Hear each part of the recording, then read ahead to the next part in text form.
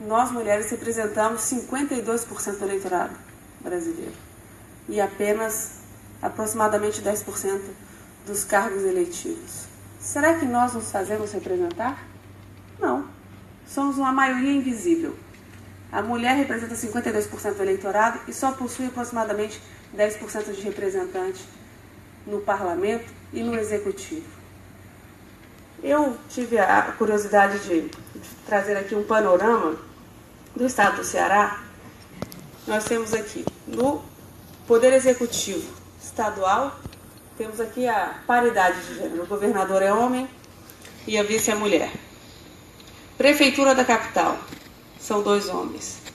Total de prefeituras do estado, como será que está a situação do Ceará? 14% dos municípios são chefiados por mulheres. 14%. Antes, em 2012, nas eleições de 2012, eram 18%. Vejam que houve um decréscimo aqui de 4% de prefeituras.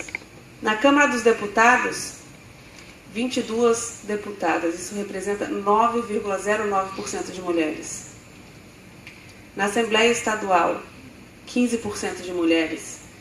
São 17 deputadas estaduais, de um total de 46. Câmara de Vereadores, considerando todo o estado, fazendo uma somatória geral, 16% de mulheres no poder legislativo municipal. No Senado, os 3 senadores são homens. Câmara de Vereadores, já disse aqui, não, essa Câmara de Vereadores aqui é de 16%, esse dado aqui, então, está equivocado. Vejam o número de mulheres, como que o Ceará possui a sua representação feminina. Ainda é muito pouca. Eu costumo dizer também que, será que essa é uma preocupação apenas nossa? Ou será que este tema, este assunto está sendo discutido mundo afora? Será que as pessoas não se preocupam com isso, com a representação feminina? Será que isso é uma preocupação apenas nossa? Ou todos os países estão a discutir esta questão? Não. Esta é uma preocupação hoje mundial. Participei já de inúmeros debates aqui no continente americano. Tive a honra de participar também de debates na Itália e Portugal, com representantes de diversos países do continente, tanto europeu, até representantes da África, de modo que esta é uma preocupação hoje, é um tema que toca a todos. E como será nos países mais desenvolvidos? Será que há países que, de fato, possuem uma representação igualitária, uma representação que seja razoável, que tenha um percentual que não chegue a 50%, porque sabemos todos que a política é um ambiente majoritariamente masculino. Mas será que já conseguimos romper essas barreiras em alguns outros países do mundo afora? Sim, já conseguimos. Há estudos que demonstram, quando nós analisamos, por exemplo, os países que possuem o maior índice de desenvolvimento humano, os países nórdicos, como será a representação feminina lá? Veja, na Islândia, 47,6% dos representantes são de mulheres, praticamente a metade. E dos demais países nórdicos, Suécia, Finlândia, Noruega, a Dinamarca é que possui a menor representação, que é de 37,5%. Veja que quanto mais desenvolvido é o país, quanto maior o IDH desses países, maior é a representação feminina. E por que será isso? Porque esses países possuem um grau de desenvolvimento em que as mulheres e os homens são tratados de forma igualitária, são oferecidas oportunidades iguais para uns e para os outros. Vamos olhar, vejam, agora as eleições na França. Presidente eleito, o Macron, ele nomeou seu secretariado metade de homens e metade de mulheres. Primeiro-ministro do Canadá, Justin Trudeau, da mesma forma, quando assumiu, nomeou metade do seu secretariado de homens e metade de mulheres. O ex-primeiro-ministro da Itália, no ano passado, Matteo Renzi, da mesma forma, nomeou a metade do seu secretariado, do seu ministério, de homens e de mulheres. parecido com o que tivemos aqui no Brasil, não? Aquela foto emblemática.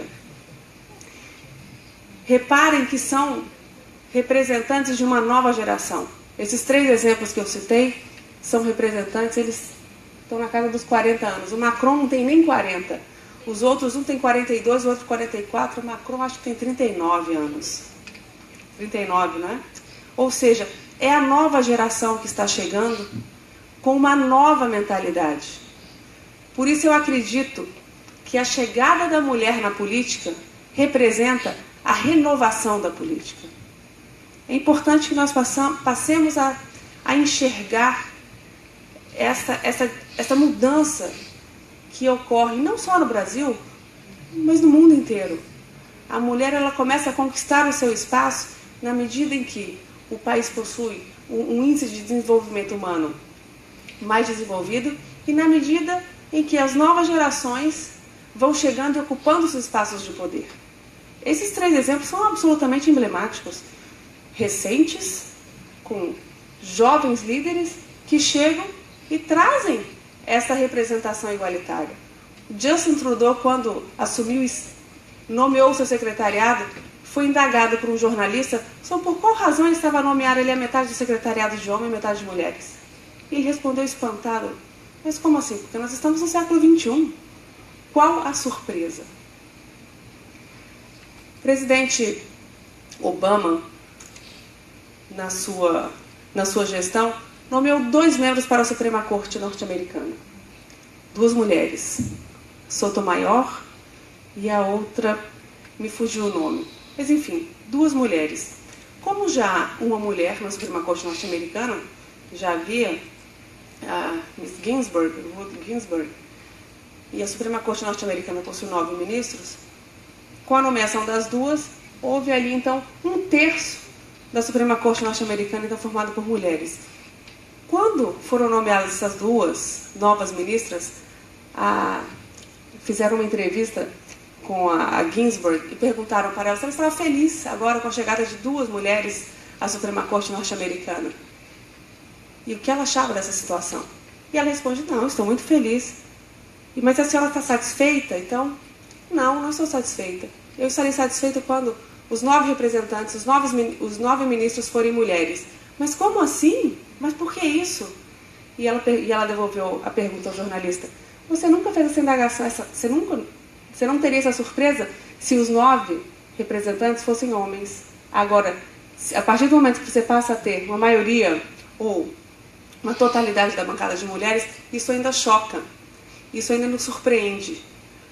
Porque eu costumo dizer que nós somos criados sob regimes jurídicos distintos. Eu venho de uma família igualitária. Nós somos 4 irmãos, 2 homens e 2 mulheres. Mas somos criados sob regimes jurídicos distintos. Vejam, os seus filhos, os homens, eles ganham, quando crianças, ganham de presente um carro, um avião, uma moto, para que eles possam voar, sair e andar mundo afora. A mulher ganha um carrinho de boneca, uma casinha, um fogão, para aprender a cuidar da neném dentro de casa e ficar fazendo... Os brinquedos são sempre mais domésticos. Remontam, trazem o entendimento de que você fica em casa, a mulher é do lar e o homem é que vai à luta. Quando nós paramos para pensar, são umas pequenas coisas, eu digo que é uma mudança cultural que nós estamos a viver. E aqui eu volto aos exemplos desses jovens líderes que vêm de uma nova geração e que já possuem e já foram criados no mundo onde as mulheres já conquistaram os espaços que são dos homens. E aqui eu costumo dizer que nós não estamos, em que pese nós sejamos maioria do eleitorado, não buscamos a maioria da representação. Eu me satisfaço com igualdade, 50% para as mulheres e 50% para os homens. Vejam o México, por exemplo, que é um país que está muito à frente no que toca à representação feminina. O México possui 42% de mulheres como representantes eleitas. Lá, até mesmo para os cargos majoritários, se aplica o princípio da igualdade e da alternabilidade. Ou seja, se o cabeça de chapa for homem, o vice tem que ser mulher. E vice-versa. Se o cabeça de chave for mulher, o vice tem que ser homem. A Argentina agora também, com o seu novo presidente, eles sofreram uma reforma eleitoral muito grande, instituíram a lista fechada e deram um salto muito grande no que toca à representação feminina. De modo que eu gosto de fazer este passeio pela realidade mundo afora para que nós possamos encarar a nossa realidade, reconhecermos que há um problema, não é natural, não é normal que nós tenhamos 52% do eleitorado de mulheres e apenas 10% de mulheres no parlamento. Há algo de errado. E o que será que está de errado? Eu tenho plena convicção de que esta é um problema cultural. É isso, é desde a educação a nós passarmos a enxergar que nós, mulheres, também podemos. Eu, agora num evento no México, participei de uma mesa que discutia a representação feminina e havia uma outra mesa discutindo financiamento de campanha e encontrei um amigo brasileiro que mora nos Estados Unidos já há 20 anos. E ele participou dos dois painéis, porque um era pela manhã e o outro era pela tarde. E ao final, à noite, quando estávamos a conversar, ele falou: Luciana, você sabe que você tem toda a razão, eu estava refletindo muito sobre essa questão do papel da mulher, porque eu estou morando nos Estados Unidos já há muito tempo e eu era casado com uma brasileira e tive um filho com essa brasileira. E agora eu sou casado com uma italiana e tive 2 filhos, morando nos Estados Unidos. E quando eu recebo um convite, assim, um compromisso profissional para viajar, eu falto botar as mãos para o céu. Porque na minha casa agora é divisão de tarefas. Ela quer que eu divida tudo com ela. Um dia sou eu que levo os meninos na escola, outro dia é ela. Sou eu que vou fazer as compras num dia, na outra semana é ela. E eu que saudade da minha esposa brasileira, quando eu podia delegar mais tarefas para ela. E é isso. Nós muitas vezes fazemos isso sem perceber, porque nós somos educados dessa forma. Nós nos despertamos para essa questão do gênero tarde, às vezes muito tarde. Então é preciso que nós acordemos para esta realidade, para esta mudança cultural que precisa ser feita para que possamos resolver este quadro, ou ao menos minimizar essa subrepresentação que hoje assola o Brasil. E o que nós temos aqui de legislação? Vamos lá. No ano agora de 2017, nós comemoramos 85 anos de conquista do voto feminino. E aí eu lhe pergunto, há muito o que se comemorar? Não. Lamentavelmente, não há. Nós precisamos ainda fazer muito.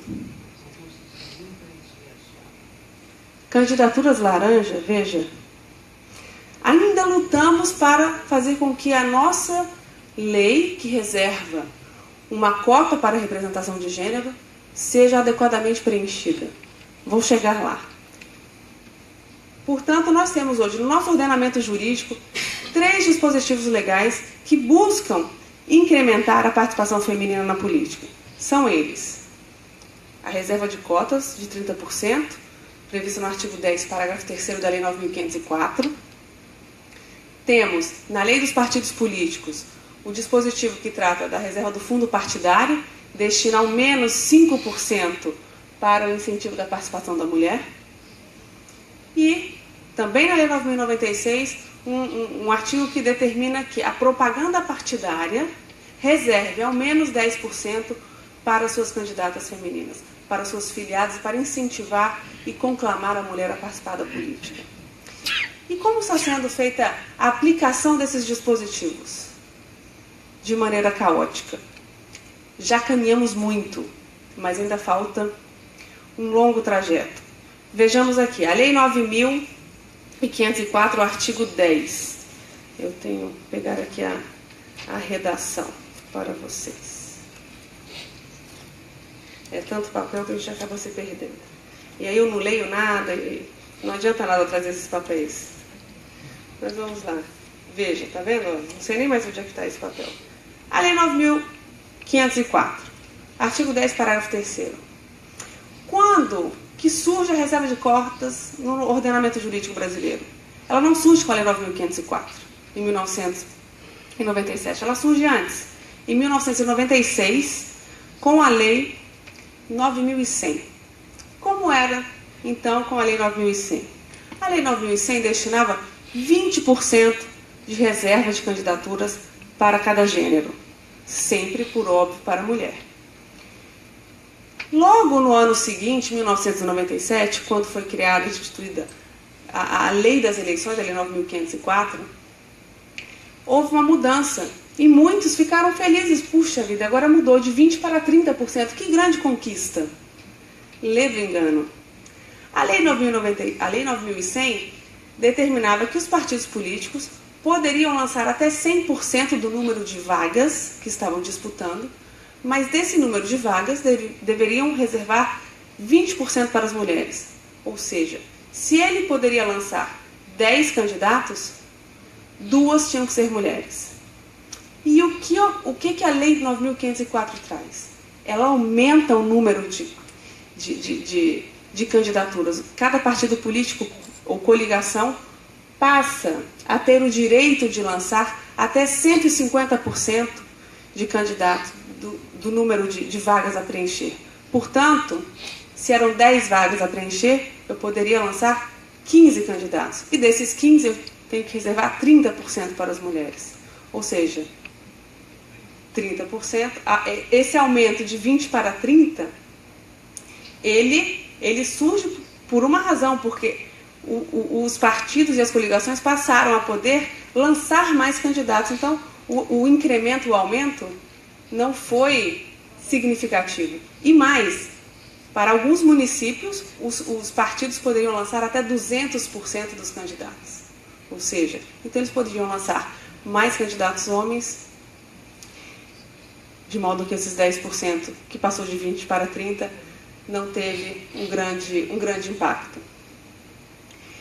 E qual é a penalidade para o partido que não observar essa reserva de candidaturas? Pois bem, inicialmente, a lei, quando a 9.504 trouxe esta regra, ela dizia aos partidos, os partidos deverão reservar até 30%. Deverão reservar, o que a Justiça Eleitoral entendia? Você tem que reservar. Você pode lançar 10 candidatos, você tem que reservar 30%, você tem que reservar 3 vagas para as mulheres. Reservar, ou seja, você não precisa lançar com mulheres, mas você tem que deixar aquilo, não pode preencher com homens. Ou seja, se eu podia lançar 10 candidatos, 7 deveriam ser destinados aos homens, desde que eu não colocasse 8 homens, o registro de candidatura estava deferido sem problema algum. Foi passando o tempo e a Justiça, enfim, e os operadores, os nossos congressistas, perceberam que isso precisava ser alterado. De modo que apenas em 2009, 12 anos depois, veio uma reforma, veio uma alteração legislativa para alterar esta obrigação de reserva de vaga para a determinação de preenchimento de efetivo lançamento de candidaturas femininas. Então a lei, ela muda. Antes ela dizia, partido e coligação deverá reservar até 30% de vagas para cada gênero. Ela passa a dizer, o partido político e a coligação preencherá até 30% com cada gênero. Isso em 2009. Portanto, em 2010, foi a primeira eleição que a Justiça Eleitoral se deparou com essa nova realidade, com uma norma agora impositiva. E aí o desafio para a Justiça Eleitoral, o que fazer? E agora? E quando não tiver, como que a gente vai decidir? Vai derrubar a chapa inteira? O DRAP, do proporcional? Como que a gente vai fazer? Então, em 2010, nas eleições gerais de 2010, chegou um precedente, chegou um caso julgado pelo ministro Arnaldo Versiani, ele era o relator, leva essa discussão para o plenário e diz, considerando essa mudança, essa recente mudança, vamos fixar aqui algumas balizas. Partido político. a obrigação de observar a reserva de candidaturas lançadas. Você tem que observar a reserva de candidaturas lançadas, e não apenas a reserva de vagas como era feito anteriormente. Você tem que lançar. E se você lançou 8 homens e 2 mulheres, o que fazer? A Justiça intimava o partido para que o partido regularizasse essa situação. Não podia a Justiça decotar o último candidato.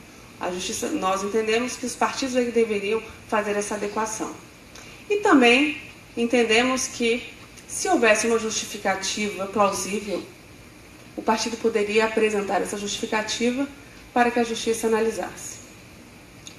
Pois bem, quando chegam as eleições de 2012, o que os partidos fizeram? O TSE lá atrás, em 2010, disse que se eu apresentar uma justificativa fundamentada, eu não serei penalizado. Naquela época ninguém nem sabia qual seria a penalidade. Eu não serei penalizado. Então o que os partidos faziam? Não estou aqui a registrar candidatas mulheres, porque não tenho nos meus quadros mulheres filiadas que possam concorrer. Eis que chega essa justificativa no TSE e o TSE não aceita. Fala, não, por favor, não me diga, não me venha com essa justificativa. E aqui um parêntese. Fiz um levantamento hoje, como todos vocês devem saber, sabem certamente, existem hoje no Brasil 35 partidos políticos. Desses 35 partidos políticos, 44% dos filiados são de mulheres. Portanto, não me venha com a justificativa de que não há mulheres filiadas. Há mulheres filiadas. Há mulheres que querem participar da vida política.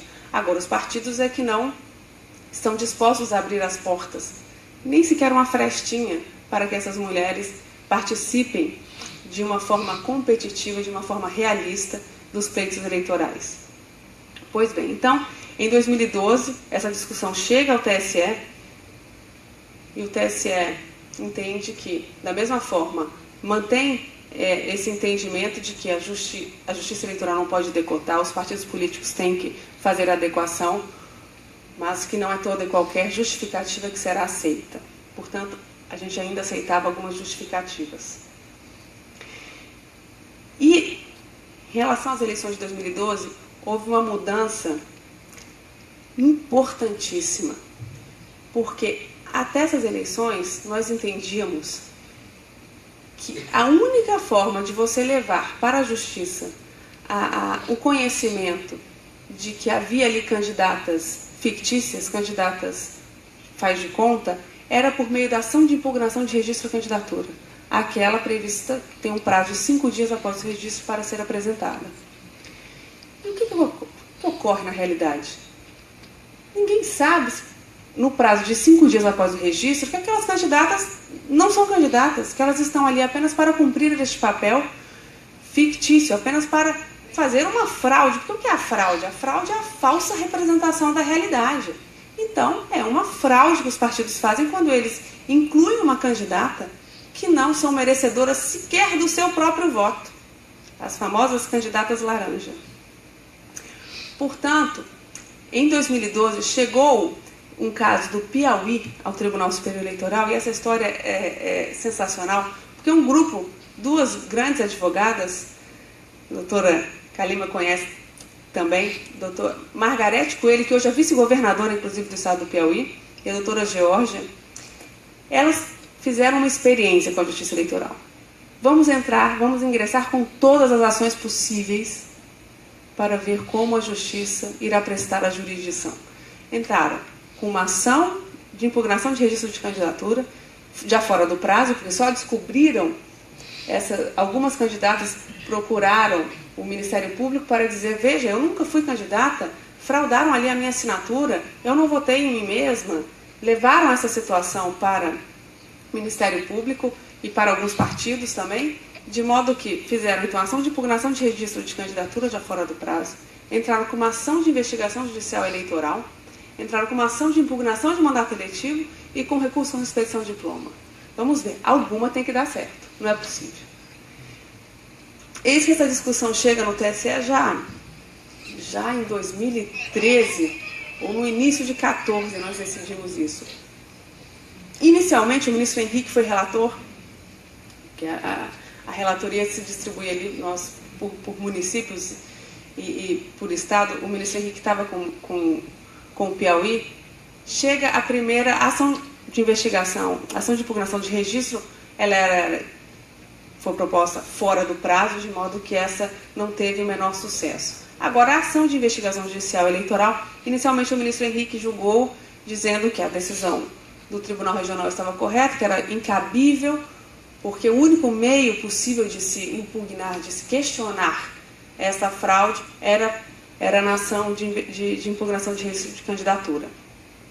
Quando este processo é levado ao colegiado, em agravo regimental, recordo que eu pedi vista e trouxe com a proposta de submetermos essa questão ao julgamento plenário num recurso especial, facultando a sustentação oral aos advogados, porque essa era uma questão que precisava ser enfrentada pela Justiça Eleitoral. Nós não podíamos cruzar os braços e fingir que isso não ocorre, que essa fraude não ocorre. Precisamos, de alguma forma, prestar a jurisdição e dar uma resposta a essa celeuma. E logo em seguida veio a AIME, julgamos então e entendemos, mudamos a jurisprudência para entender que essas candidaturas laranjas podem ser trazidas à apreciação da Justiça Eleitoral, tanto por meio de uma ação de investigação judicial eleitoral, a caracterizar ali até mesmo abuso de poder político, como também por meio de uma ação de impugnação de mandato eletivo, que tem como um dos seus substratos, como um dos seus fundamentos, a fraude. De modo que esses processos desceram para o Tribunal Regional Eleitoral e não voltaram ainda. E eu, lamentavelmente, saí do tribunal, terminei o meu mandato sem julgar o mérito dessas questões. Mas tenho certeza que estará em ótimas mãos. Portanto, e ainda hoje perguntei no almoço para saber se aqui, no Tribunal Regional Eleitoral do Ceará, já chegou alguma discussão sobre essas ações. Mas parece que o Ministério Público não ingressou com nenhuma ação, e de modo que não há notícia ainda dessa discussão. Mas eu tenho conhecimento de que em alguns estados o Ministério Público ingressou com essas ações e até mesmo coligações. Me recordo que eu fiz algumas reuniões no meu gabinete, ainda no TSE, com a representante do Ministério Público Eleitoral Federal, doutora Ana Paula Mantovani. Veio também a representante do Estado de São Paulo, uma promotora de justiça, participar de uma discussão. Fizemos uma mesa redonda para debatermos sobre como fazer essa ação, quem seriam os legitimados, enfim, porque realmente as implicações são seríssimas. E o desafio da Justiça Eleitoral é muito grande, porque como faremos? Eu agora, há um mês atrás, estive no Mato Grosso e após a minha palestra, 2 vereadoras vieram conversar comigo. Elas estão assustadíssimas porque o Ministério Público lá ingressou com essa ação e elas 2 foram eleitas neste DRAP, na coligação da qual elas fizeram parte, e foi constatado que havia ali uma candidata laranja que não teve nenhum voto. E elas estão super apreensivas sobre a possibilidade da Justiça Eleitoral derrubar a chapa inteira, porque essa é uma das soluções que pode ser adotada. Quando analisarmos estes processos, chegar essa discussão de que houve uma fraude, há uma candidata ali que foi utilizada, que foi colocada nesse registro de candidaturas apenas e tão somente para compor essa reserva de candidaturas, essa reserva de cota, qual é a solução? Vamos entender que está tudo nulo, vamos derrubar a chapa inteira, todos aqueles que fizeram parte daquele DRAP, ou vamos decotar de alguma forma, vamos decidir que se dos 10 candidatos, suponhamos, uma foi laranja, vamos tirar um número proporcional de homens para que, a partir do momento que nós tenhamos de 2 mulheres, vamos decotar tirar 2 ou 3 homens, para que, portanto, alcancemos este percentual mínimo, ou derrubaremos a chapa inteira. Esse é um desafio muito grande que a Justiça Eleitoral terá. E a justiça tem que ser firme. A justiça eleitoral terá que, de fato, tomar uma decisão pedagógica, pois, do contrário, os partidos políticos vão continuar a acreditar que podem fazer uso dessas candidaturas laranjas, porque não terão penalidade alguma, não sofrerão consequência, não terão nenhuma punição com este verdadeiro faz de conta que nós temos hoje com essas candidaturas laranja. Os outros dispositivos legais, os quais eu mencionei, da lei 9.096, que cuidam do incentivo da participação feminina, são o artigo 45, 44 e 45. O primeiro deles fala, o 44, do fundo partidário. E aqui é uma incongruência absoluta. Eu digo que essa lei, isso foi feito para não dar certo. Porque como pode a lei trazer uma meta para os partidos e para as coligações de 30%, ou seja, partidos e coligações, vocês têm que destinar, vocês têm que reservar pelo menos 30% das vagas para as mulheres. E quais são os meios que a mesma lei traz para os partidos? Partido, pelo menos 5% do dinheiro e pelo menos 10% da visibilidade, ou seja, da propaganda. A conta não fecha. Você me impõe uma meta de 30 e me dá 5 de dinheiro e 10 de tempo de rádio e TV. Foi feito para não dar certo. Apesar da lei determinar estes 5 e estes 10% como um piso, como um mínimo, todos sabemos que os partidos não aplicam mais do que isso. Nestes casos, o mínimo, o piso vira teto. Ninguém aplica mais. E é por isso que não vemos uma representação feminina, não vemos mulheres disputando realmente em igualdade de chances. E veja que loucura que aconteceu na última mini-reforma. É interessante, o direito eleitoral ele é tão dinâmico que nós temos a cada 2 anos temos eleições e a cada 2 anos temos uma mini-reforma eleitoral. De modo que estamos constantemente fazendo temos um aprimoramento da nossa legislação. Nessa última mini-reforma, na 13.165, ela não alterou a Lei 9.096, ela traz como um artigo uma disposição transitória, no seu artigo 9º, ela fala o seguinte: nas 3 eleições que se seguirem à publicação desta lei, os partidos reservarão em contas bancárias específicas no mínimo 5% e no máximo 15% do fundo partidário. Ora, como que você pode tratar de uma ação afirmativa impondo um máximo de gastos? Isso é absolutamente inconstitucional. Se você determina que o partido lance pelo menos 30% de mulheres, suponhamos que ele lance de 10 candidatas, 3 mulheres, ele só vai poder destinar do fundo, no máximo, 15% para aquelas mulheres, para incentivar a participação. Não tem o menor sentido. E tenho a satisfação de dizer que, depois de muitas conversas com o Ministério Público Eleitoral, eles se convenceram também deste absurdo e ingressaram com uma ação direta de inconstitucionalidade no Supremo contra este artigo. O ministro Fachin é o relator. O ministro Fachin está com pouco trabalho, né? Então acho que ele vai conseguir levar isso rápido. Não tem muito o que fazer, não tem os processos importantes não para julgar.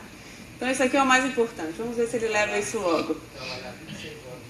E não vai dar conta. E o questionamento que o Ministério Público faz, o que ele provoca, a provocação que o Ministério Público leva ao Supremo é interessantíssima. O que ele fala é exatamente isso que eu estou falando. A interpretação tem que ser sistêmica.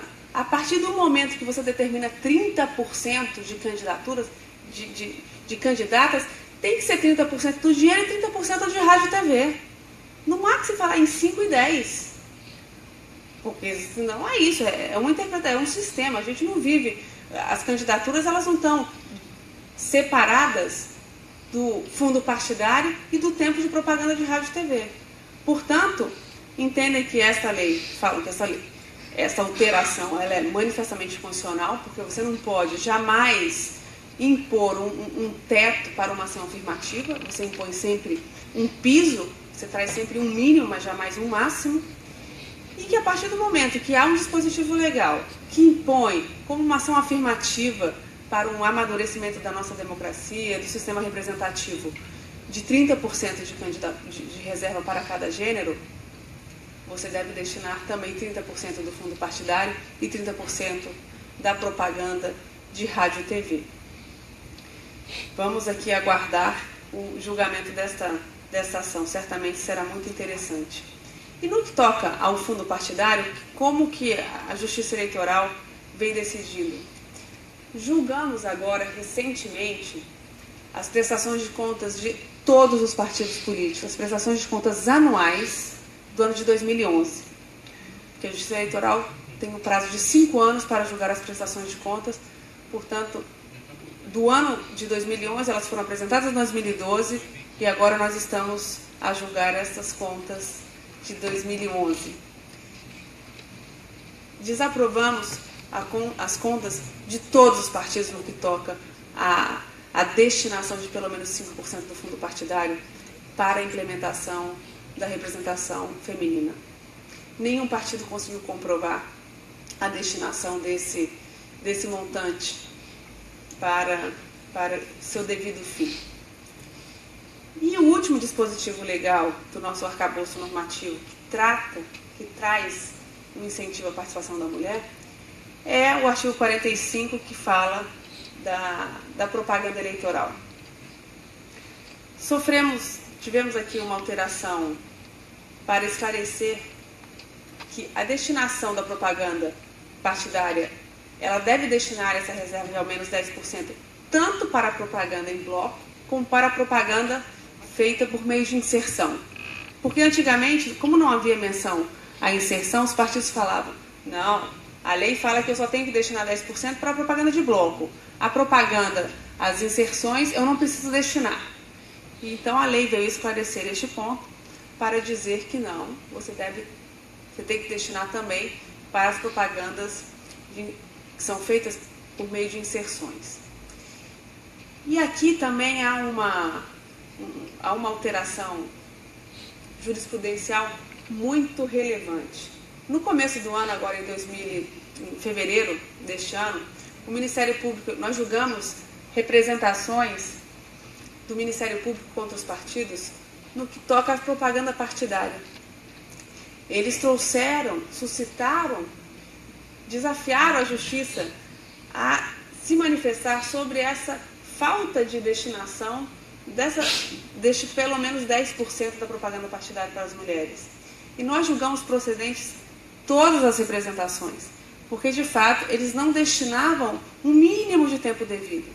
E vejam aqui que nós estamos a tratar de 10% do tempo.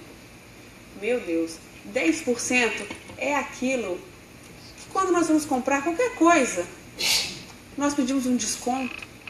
Qual é o desconto que nos dão? É 10%, eu te dou 10% de desconto. Ou seja, é aquilo que você pode cortar, né? É aquela gordurinha que você vai tirar e não vai fazer diferença nenhuma. É isso. A lei trata, ela determina que os partidos destinem pelo menos 10%, e nem isso eles destinam, e nem isso eles reservam. Portanto, agora, o que aconteceu? Com essa lei 13.165, também veio uma alteração para dizer, o artigo 10 é o artigo seguinte àquele que eu acabei de ler, do artigo 9º. O artigo 10, ele trouxe uma regra transitória para determinar que, nos 2 anos, nas 2 eleições, ou seja, nas 2 eleições que se seguirem a publicação desta lei, o tempo mínimo de reserva para gênero será de 20%. E nas 2 eleições seguintes será de 15%, e depois volta para os 10%. Portanto, como a penalidade para este caso é uma perda de 5 vezes o tempo que você deveria ter destinado, 5 vezes 2 vezes 20% é 100%. Portanto, os partidos ficaram enlouquecidos, porque nós julgamos procedentes essas representações, o que resulta eles não terão nenhum tempo de propaganda partidária agora no segundo semestre de 2017. Nós estamos aqui a falar de um ano pré-eleitoral. Ano que vem, 2018, é um ano de eleições gerais. Portanto, este segundo semestre é muito importante, o segundo semestre de 2017 é muito importante para todos os partidos. E nós estamos aqui a falar dos partidos grandes, PT, PMDB, PSDB. Todos eles perderam esses tempos. Porque não destinaram os 20% que deveriam ter destinado no primeiro semestre de 2016. Como no segundo semestre foram realizadas as eleições municipais, não houve propaganda partidária. Portanto, no primeiro semestre de 2017, nós julgamos essas representações das propagandas partidárias do primeiro semestre de 2016. E o resultado disso será implementado agora no segundo semestre de 2017. Portanto, eu já tive notícia, recebi a visita de alguns parlamentares e eles estão muito preocupados com essa nova realidade, porque agora eles estão vendo que a Justiça Eleitoral está sendo mais firme na aplicação desses dispositivos legais e dessas ações afirmativas que a lei criou. E eles estão pensando em propor uma alteração agora, né, que tanto se discute a reforma eleitoral, uma proposta trazida que está sendo discutida ali no Legislativo, é justamente a Justiça Eleitoral. Vamos fazer o seguinte, porque fica difícil, qual é a justificativa deles? É difícil porque a gente faz a nossa propaganda e aí depois vocês nos dizem que a gente não destinou, que aquilo ali não incentivou e não conclamou as mulheres a participarem da vida política.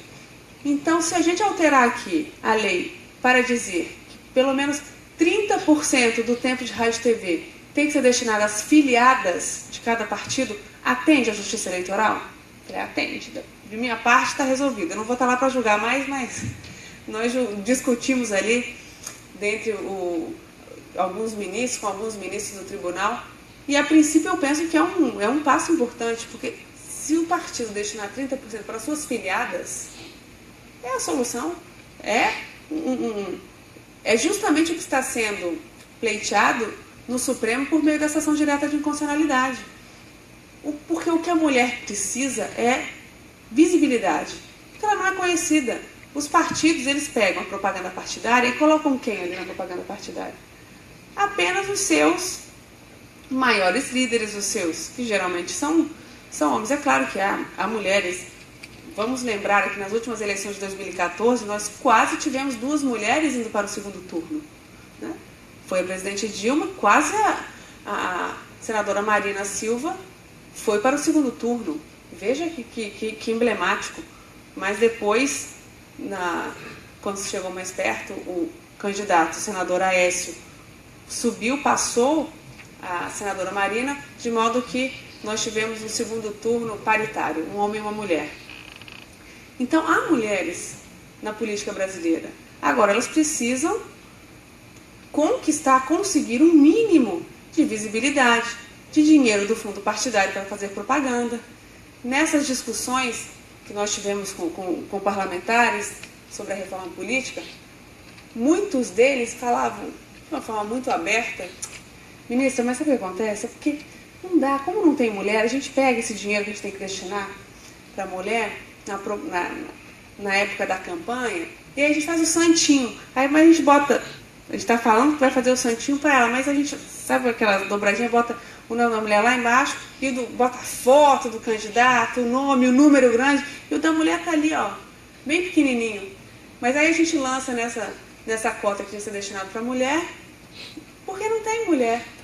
Aí eu falei, não tem mulher, porque só vão buscar as filiadas quando tem que fazer o registro de candidatura.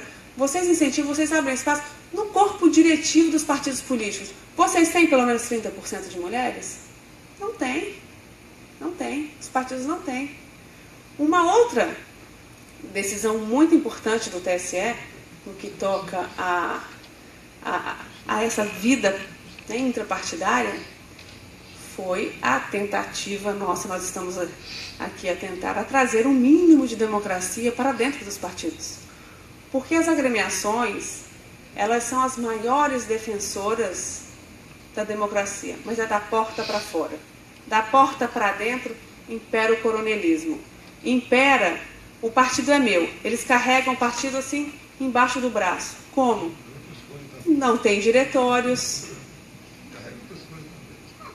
Outras coisas também, é verdade. O que os partidos fazem? Eles são compostos de comissões provisórias.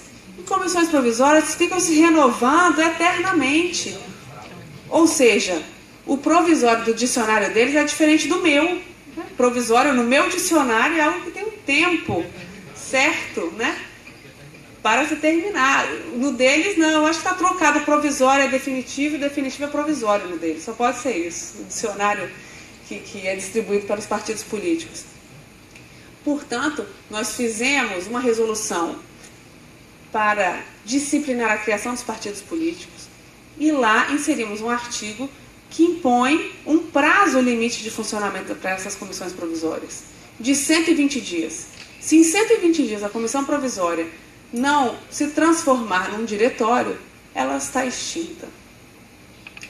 E isso foi um rebuliço enorme no ano passado, porque era ano de eleição.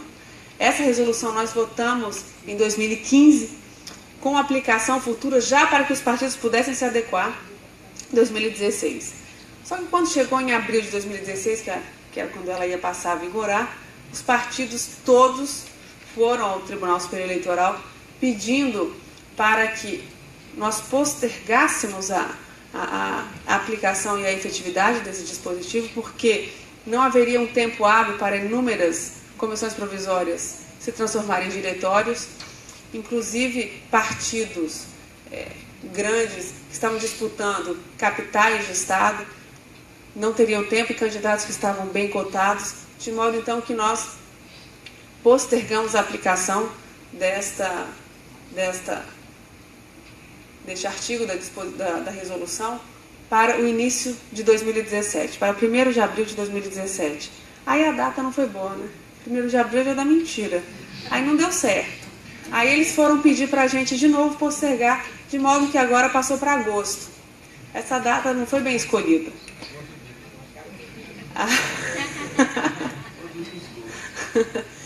Então vamos ver se agora, no mês de agosto, essa determinação passa a vigorar.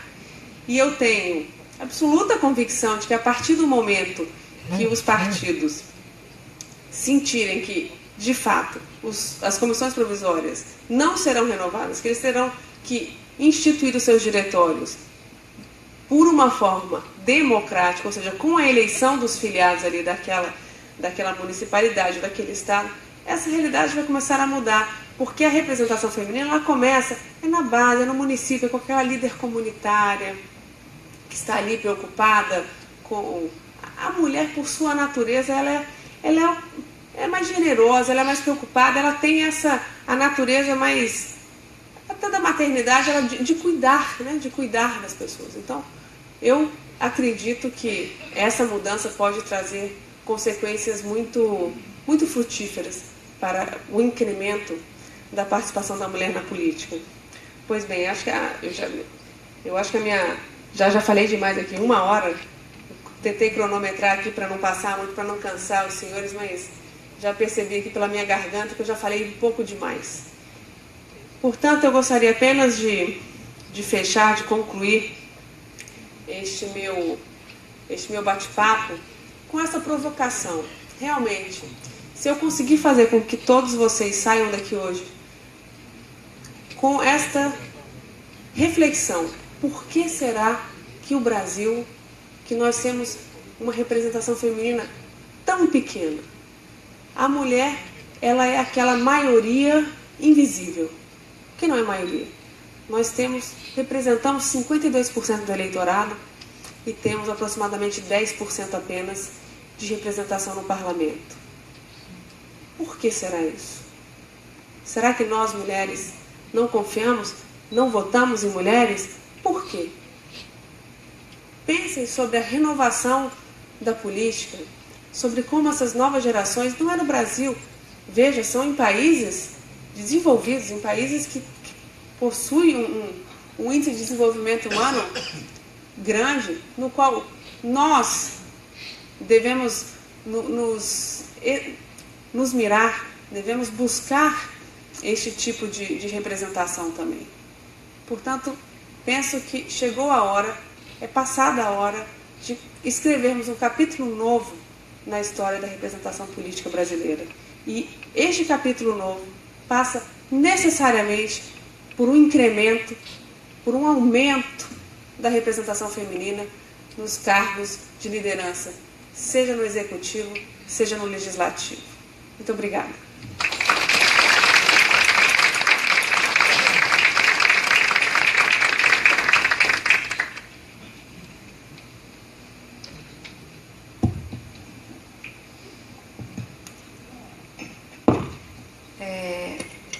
A palestra foi tão esclarecedora.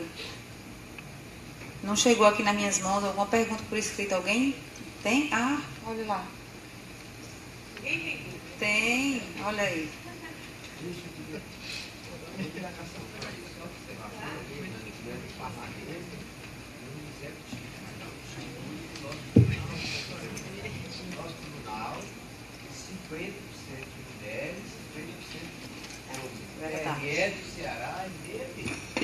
Que falha minha, presidente, de eu não ter feito esta observação, de ter feito este elogio ao Tribunal Regional Eleitoral do Ceará. Aqui vocês realmente são paritários, 50 e 50. Vocês estão se mirando nesses líderes mundiais, não na França, no México, no Canadá, na Itália, veja só. É uma justiça de vanguarda. O TRE realmente é um tribunal de vanguarda. Para a escola, é claro.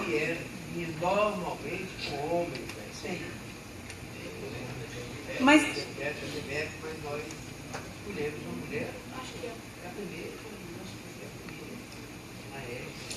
na EGE do Ceará. Teve outra. Bom, mas uma grande representante, é uma grande diretora da escola.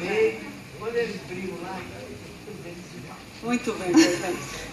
Não, veja, e a justiça eleitoral é verdade isso. A justiça eleitoral é uma justiça de vanguarda, porque o Tribunal Superior Eleitoral foi o primeiro tribunal superior a possuir maioria feminina. Quando, em 2012, presidido pela ministra Carmen Lúcia, integrávamos a bancada. Ministra Nancy Andrighi, do STJ, a ministra Laurita Vaz, também do STJ, e eu como representante dos juristas. Então, nós éramos 4 mulheres. De 7, 4 mulheres. Nós éramos maioria.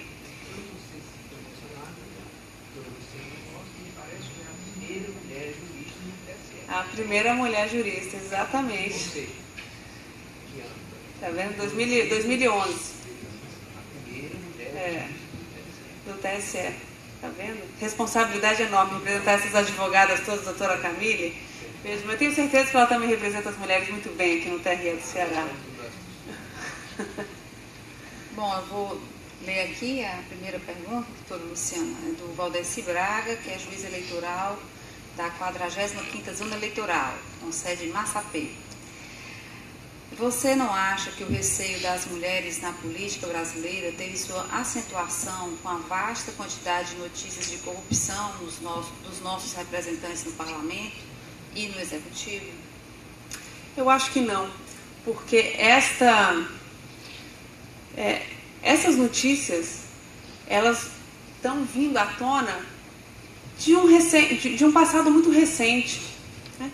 E quando nós analisamos aqui, desde a redemocratização para cá, de 1988 para cá, a representação feminina, ela vem aumentando. Eu tenho esses dados aqui porque a gente nunca consegue falar sobre tudo, né? A gente se propõe a falar sobre 1000 coisas, mas a gente acaba saltando. Veja, eu tenho um levantamento no que toca a vereadoras eleitas, considerando todos os vereadores do Brasil inteiro. No ano de 2000, eu comecei um levantamento de 2000 até 2016, eram 12%, passou para 13,51%. Quando nós analisamos aqui prefeituras, da mesma forma, há um aumento, ainda que muito tímido, mas há um aumento. Deputadas federais, veja aqui, começou, em 1988, era 5% de deputados federais. Em 2002, passou para 8%. 8,19. Em 2006, 8,77. 2010, continua com um percentual de 8,77. Representa 45 deputadas. Em 2014, saltou para 9,94% de mulheres. De modo que nós estamos caminhando, mas a passos muito lentos. Há um estudo, inclusive, feito pela ONU Mulher. Foi lançado um projeto muito interessante chamado Cidades 50-50. Plataformas 50-50 2030, na busca de uma representação igualitária com a meta a ser alcançada no ano de 2030. E me fugiu agora o que eu ia falar, dessa meta da ONU Mulher. De modo que nós estamos buscando, há um aumento do estudo, e nós vamos alcançar a igualdade se continuarmos neste avanço muito lento em 169 anos. Ou seja, há um incremento, há uma busca maior por parte das mulheres, mas esses passos eles estão a passos de tartaruga. Nós precisamos caminhar um pouco mais rápido. Pergunta agora da Adriana, que é a nossa servidora do TRE. É o seguinte: a participação feminina na política passa pela necessidade de que as mulheres tenham interesse, vontade e tempo para candidatar-se, de participar da vida política, o que contraria toda a tradição, herança grega, de que o homem seria o sempre destinado a tratar das questões públicas. A senhora acha que a obrigação de registrar mulheres resolve por si só? Não, de maneira alguma. Não resolve por si só. É isso. É uma mudança cultural, é uma mudança de paradigma perante os partidos políticos. Eles têm que se conscientizar que eles têm que abrir espaço para as mulheres, reservar uma parcela do seu fundo partidário para as mulheres, uma parcela da sua propaganda de rádio e TV também para as mulheres, de modo que não basta você reservar. E os números, eu digo que contra fatos não há argumentos, e os números nos demonstram de forma muito clara que hoje a reserva de cotas simplesmente não funciona. Há tramitando hoje no Parlamento uma PEC número 98, já aprovada no Senado. Vejam que interessante. Inicialmente, ela propunha a alteração da Constituição para reservar esses 30% de candidaturas que fossem 30% de cadeiras. O que conseguiu ser aprovado no Senado foi uma reserva de 10% de cadeiras, com uma norma transitória, 10% para as duas eleições, 12% para as seguintes e 16% para as outras, para mais 2 anos. Veja que de 30% passou para 10%. E 10% é praticamente o que nós temos hoje. De modo que, a princípio, você imagina que essa mudança não vai alterar nada. Mas as deputadas têm um estudo muito interessante que mostra de uma forma muito clara que essa mudança, a reserva de 10%, ainda que 10% de cadeiras, como há estados que não possuem representação alguma, há no Brasil 5 estados que não possuem representação na Câmara dos Deputados. E se fosse instituída a reserva de cadeiras, o número de mulheres passaria para quase 30%. De modo que esta é uma PEC muito importante que hoje tramita, a PEC número 98. Bom, eu acredito que essas duas perguntas aqui se relacionam com relação ao caso citado do TRE de Piauí. Então, assim, o que se pergunta é, no caso da AIS, da AIME, contra quem seria essa ação, né? Os homens, as mulheres, todos. Também quer saber aqui qual o número do RESP e se não seria interessante a criação de uma sanção que poderia ser aplicada na fase de registro, mesmo se detectada posteriormente de forma retroativa. A sanção, o número do RESP, eu vou ficar devendo aqui para vocês. Eu tenho um artigo aqui mas eu passo para vocês depois. Acho que vai ter aqui. Eu tenho aqui em algum lugar. Mas, independente do José de Freitas, 149. Tá? José de Freitas, fraude, esse é o da AIME, RESP 149. E o outro da AIGE, ele vai estar citado nesse 149, no da AIME. Vocês vão conseguir encontrar com facilidade. Mas no que toca à propositura da ação, veja, a gente não pode, eu acho que ela tem que ser proposta contra todos, porque você não pode depois trazer uma sanção, impor uma sanção para um candidato ou um mandatário que não fez parte daquela ação. Né? Como você vai propor ação apenas contra a candidata laranja, se depois, qual vai ser a sanção? Se você sancionar essa candidata, não vai ter efeito prático algum. Você tem que sancionar os demais integrantes desse registro, desse DRAP, né, dessa coligação. Então, você tem que chamar, a parte tem que integrar a lide, de modo que eu não tenho dúvida que tem que ser proposta contra todos. Agora, a consequência, como que nós vamos implementar aqui a sanção? Qual será a sanção? Será a queda da chapa inteira? Eu acho que é uma consequência muito drástica, eu não sei até que ponto a gente vai atingir a real finalidade da norma, que é incentivar a participação da mulher, buscar uma igualdade de representação, com a queda de uma chapa inteira, retirando, inclusive, candidatos que foram eleitas também.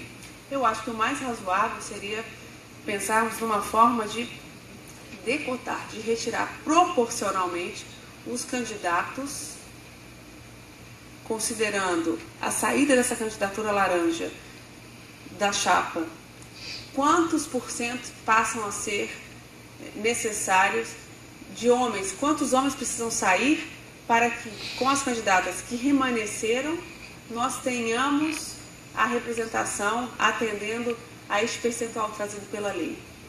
Penso que talvez essa seja uma saída mais razoável. E quando todas as candidatas forem laranja, aí eu já acho que a solução seja, de fato, aquela da chapa inteira. Porque, nesse caso, está muito patente a fraude.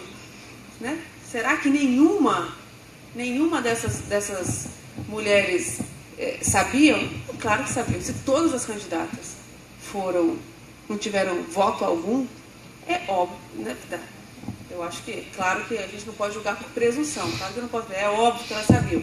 Mas você deve demonstrar ali, de alguma forma, que, de fato, havia ali uma falsa representação da realidade, que as pessoas não eram candidatas. Aqui, me deram uma colinha aqui, ó. O número dos processos lá de José de Freitas, um é o 149, e o outro, que é o da AIME, e o outro é o 631, dígito 84. Mas aqui é de Santa Catarina. Mas tudo bem, trata disso também. O de cima é do Piauí, da AIME. Bem, pois não, vamos lá para a próxima. Ver se você responder. As perguntas vão ficar cada vez mais difíceis. Doutora Camille, a saída não seria... Camille, meu Deus, eu vou responder. Reserva para efetiva eleição, a eleição de 30%, considerar? Das cadeiras. Das cadeiras. Veja, é a proposta que foi apresentada nessa PEC que tramita hoje no Senado. Não, já foi aprovada no Senado, está na Câmara. Eles conseguiram aprovar no Senado, as senadoras suaram lá e gastaram a sola de sapato delas e conseguiram aprovar apenas 10% de reserva de cadeiras. Porque, veja, nós temos aproximadamente 10% de mulheres no parlamento. Aprovaram uma norma impondo a reserva de 30% de cadeiras. É muito difícil.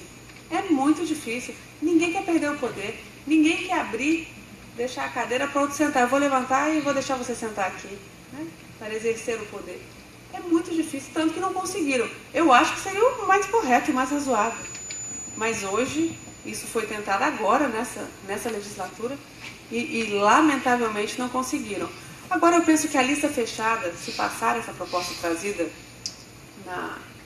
nessa reforma eleitoral, nesse relatório parcial apresentado pelo deputado Vicente Cândido, penso que vai ser um passo muito importante. Porque quando nós estudamos a realidade comparada dos países que tinham problema, que todos têm problema com a representação feminina, os que conseguiram dar um passo muito grande, ter um avanço significativo na representação feminina, foi justamente aqueles que instituíram a lista fechada. Porque daí eles passam, e o deputado Vicente Cândido, ele traz isso na proposta dele. Reserva, a cada 3 candidatos tem que ter uma mulher. Agora, o que eu conversei com ele, inclusive, foi que, veja, você também não pode, em algum momento, a gente tem que pensar numa norma que proíba, que não permita que a mulher seja sempre a terceira. Porque senão, isso não vai trazer uma efetividade no incremento da participação da mulher na política. O que muitos países fazem? O México, por exemplo, eles têm um estudo, a depender do número de representantes eleitos por cada município, ou por cada estado, você tem que reservar para os municípios que tem. Aqui a gente elege, geralmente, a reserva, esse estado possui 3 cadeiras no parlamento. Então, como possui 3 cadeiras, uma tem que ser de mulher, uma tem que ser destinada à mulher. Eles começaram dessa forma. E depois, o México hoje, eles fizeram uma alteração na Constituição para trazer como norma constitucional a paridade de gênero e a alternabilidade. Que é isso, nas listas fechadas é 1 por 1. É um homem, uma mulher, um homem, uma mulher, um homem, uma mulher. O Argentina também, Equador, Bolívia, Costa Rica, Nicarágua, inúmeros países têm essa determinação. Vamos caminhando, né? Um dia a gente chega lá.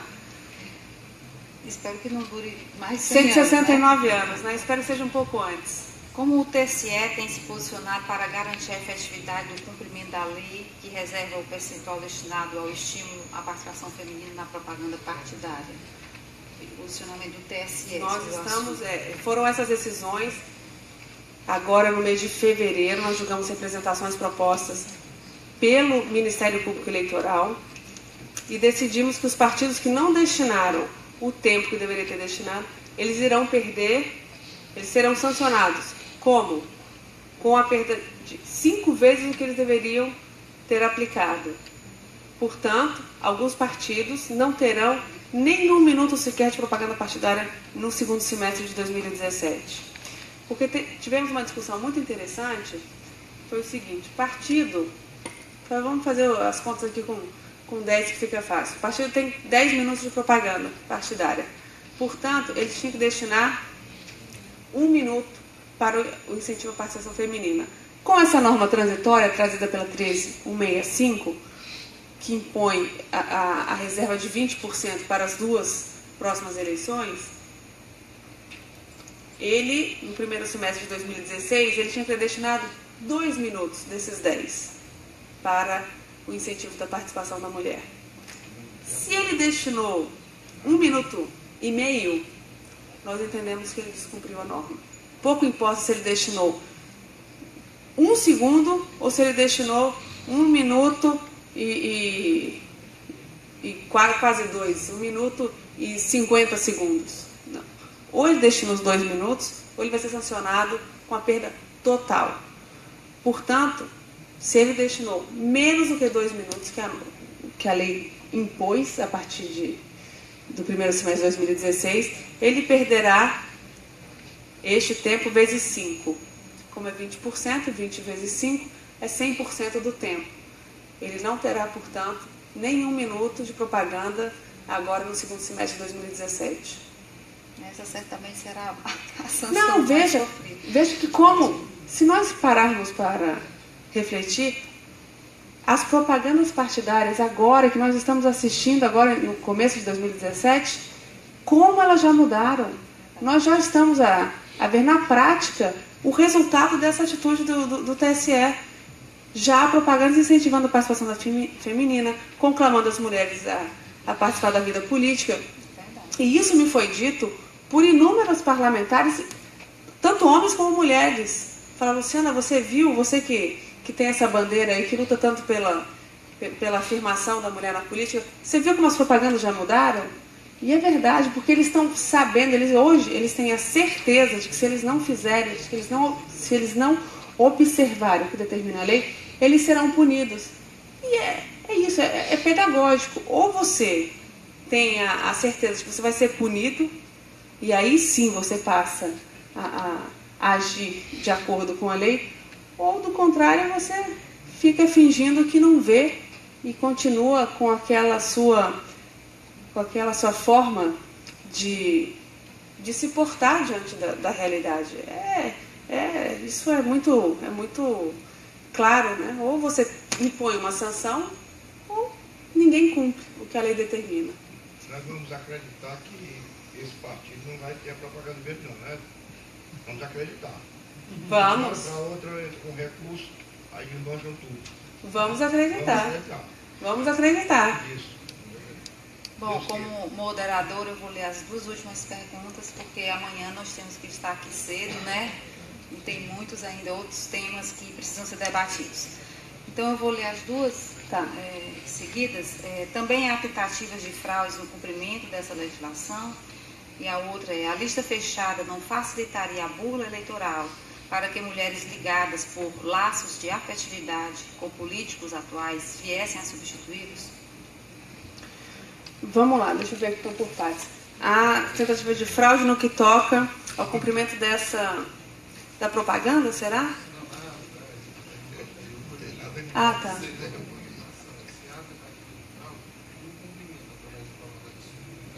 Ah, sim, demais.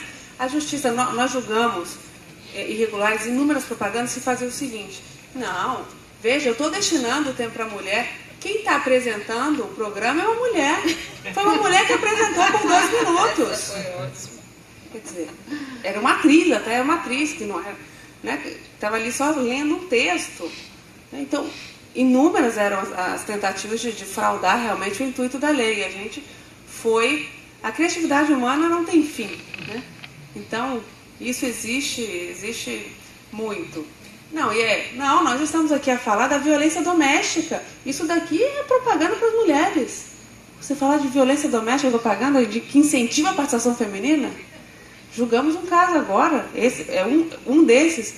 O senador Romário até que falava, não, mas embora tenha sido um homem, mas o Romário, estava a falar da violência, como que a Lei Maria da Penha mudou, isso, aquilo.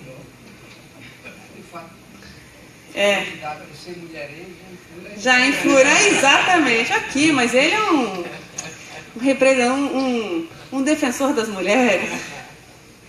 Bem, a lista fechada não facilita. A lista fechada só facilita a burla por laços de afetividade das mulheres. Veja, essa é uma questão, essa é uma realidade hoje. Quando nós analisamos as mulheres, se você tirar uma fotografia, fizer uma radiografia das mulheres que estão no parlamento, a grande maioria, eu tinha esse número percentual, mas eu não trouxe aqui. De fato, a grande maioria possui laços familiares, possui laços com candidatos e com mandatários, seja seu pai, seu tio. E o Distrito Federal é um exemplo clássico disso. Veja, o Roriz teve seu registro de candidatura ao governo do Estado do Distrito Federal indeferido. E ele se fez substituir por quem? Por sua digníssima esposa. Depois disso, a Ruda, nas últimas eleições de 14, da mesma forma, teve o seu registro de candidatura impugnado, indeferido, e ele se fez substituir por quem? Por sua esposa. Mas aí ele pegou o vice, passou para a cabeça de chave e pôs a esposa como vice. Isso é normal. Hoje, o Brasil possui 27 estados e o Distrito Federal. Dos 27 entes federados, quantas mulheres governadoras nós temos? Vocês têm ideia? Uma mulher. 27 estados, apenas um deles é comandado por mulher. E essa governadora, o seu marido era o candidato, ele teve registro de candidatura indeferido, e ela, então, o substituiu e foi eleita. Eu, com maior honestidade possível, de fato eu não vejo problema nisso. Eu acho que a partir do momento que você coloca mulheres ali, seja por laços afetivos, por laços familiares, não tem problema. Mas já é uma mulher, já traz uma outra visão de vida, uma outra visão do que precisa ser implementado no que toca a políticas públicas, a creches, a escola, a educação, é uma outra mentalidade, uma outra visão que precisa ser considerada. Portanto, de fato, as mulheres que hoje nós temos, tanto nos parlamentos como no Poder Executivo, a grande maioria tem laços familiares com outros, seja marido, pai, irmão, enfim. Mas eu não vejo problema. Pois é, o seu pai, geralmente, né? É aquela capitania hereditária, né? Vai passando de pai para filho. Pois é, quando não tem filho, passa para filha. Bom, estamos maravilhados, sem exageros, porque todos nós temos a consciência, né, a percepção da realidade, da pouca participação feminina, mas realmente a senhora trouxe dados, né, e esses comparativos com outros países, e eu estou abismada. Eu não sabia que era tanto. Então, e é importante lembrar que o Brasil, quando a gente fala, mas o Brasil, ele está assim lá na rabeira, nesse ranking de representação feminina. Mas o Brasil é um país de terceiro mundo. Não. Nós estamos entre as 10 maiores economias do mundo. O Brasil é uma das maiores 10 economias do mundo. Portanto, não justifica nós estarmos 154º no que toca à representação feminina. Não existe isso. É inacreditável, porque quanto mais a gente estuda, mais nós nos surpreendemos com essa realidade. E como contra fatos não há argumentos, por mais que a gente queira, né, não ver o que está à nossa frente, chega uma hora que não dá. A gente tem que enxergar, tem que enfrentar esse problema e saber o que eu posso fazer para mudar essa realidade. E outra coisa que é muito interessante é que hoje é uma demonização da política tão grande. Se chegar um amigo seu, um familiar, falar assim, eu acho que eu vou querer concorrer, eu acho que eu vou querer ser deputado federal, vou concorrer aqui na próxima eleição. A sua primeira reação, eu tenho certeza, não faça isso, não vá, não se meta na política, não se meta na política, isso aquilo ali é um ambiente terrível, só tem gente que não presta, mas é justamente o contrário. A gente tem que querer que pessoas de bem busquem a vida política eleitoral, busquem este importante papel na vida democrática, que é exercer cargos eletivos. Nós precisamos de pessoas de bem ali. Portanto, quando pessoas próximas e amigos revelarem essa intenção para vocês, incentivem, porque nós precisamos realmente de pessoas de bem ali. Né? Doutor Luciano, quando eu digo isso, que tinham, não tenho vontade de me candidatar, era exatamente isso que diziam. Está ficando doido, né? Já estou começando a... Mas é verdade. E mais, se você conversar também e perguntar para alguns amigos, quem que você votou nas últimas eleições? Puxa, não sei. Não, você não lembra? Ou então alguns falam, não, eu lembro, eu votei no fulano de tal. Mas e aí, ele está cumprindo as promessas que ele fez na campanha, sabe dizer? Não sei. As pessoas não acompanham. Né? Por isso que quando a discussão sobre a propaganda antecipada, a gente mudou a jurisprudência no TSE para permitir, para alargar. E era um tema que eu debatia muito, eu falava, nós temos que permitir o debate político. Eu tenho que poder ter tranquilidade de debater a política. Eu quero conhecer quem são os candidatos. O que ele fez, o que ele deixou de fazer, quais são os projetos, o que é a vida passada, a vida pregressa dessa pessoa. Nós temos que debater política, conhecer de fato as propostas. Ou vocês acham que uma pessoa vai se candidatar da noite para o dia? Eu acordei hoje, quero ser candidato, vou lá me registrar. Claro que não. Ele tem que conversar, tem que saber se tem um mínimo de viabilidade, porque tem que investir tempo, tem que investir dinheiro. Quer dizer, é todo um projeto familiar. Você vai mudar a vida da sua família. Né? Então, as pessoas têm que poder conversar para saber se é viável ou não. Ela só vai saber isso a partir do momento que ela possa debater. Portanto, nós precisamos ter essa consciência. Propaganda eleitoral antecipada, calma, a gente está debatendo a política, é saudável, a gente tem que debater política mesmo, né? Temos que debater, saber, conhecer. Essa outra, a propaganda negativa, não pode. Não, precisa saber o que a pessoa fez de errado. Assim, no mundo inteiro é assim, né? Olhemos agora como é que foi a última campanha do Trump e da Hillary. Agora, na França, né? É assim, as pessoas precisam saber. Não adianta eu saber só o que a pessoa fez de bem. Deixa eu saber onde que ela errou. Quais foram os erros? São perdoáveis ou não são? Então é importante debatermos a política, né? Debatermos o cenário político eleitoral brasileiro. Incentivarmos as pessoas de bem a se candidatar. Quero ver o senhor... Qual é o cargo? Deputado, senador? Prefeito. Prefeito. Pronto, prefeito. E a senhora? Não, eu vou advogar para o senhor lá em Brasília. Eu vou defender o seu registro lá em Brasília. Tem que se aposentar primeiro. Eu sei. Olha a desincompatibilização, hein? Olha a desincompatibilização. Eu isso aqui aonde, né? Essa história de desincompatibilização é ótima. A gente julgou um caso que a gente já estava terminando, né? Vamos embora, depois eu conto, fica para a próxima. Fica para a próxima, quando de outra vez. Para deixar já, para estimular aqui para as pessoas ficarem minimamente curiosas. Eu quero parabenizá-la não só por essa palestra, mas pela causa. Porque se está levando todos esses dados e essas ideias, né, a todos os recantos do país, eu tenho certeza que isso vai acelerar, né, essa participação feminina. E eu tenho esse sentimento que hoje ninguém vai sair daqui da mesma forma que entrou. Que bom. Então, meus parabéns. Obrigada. E gostaria de entregar o certificado.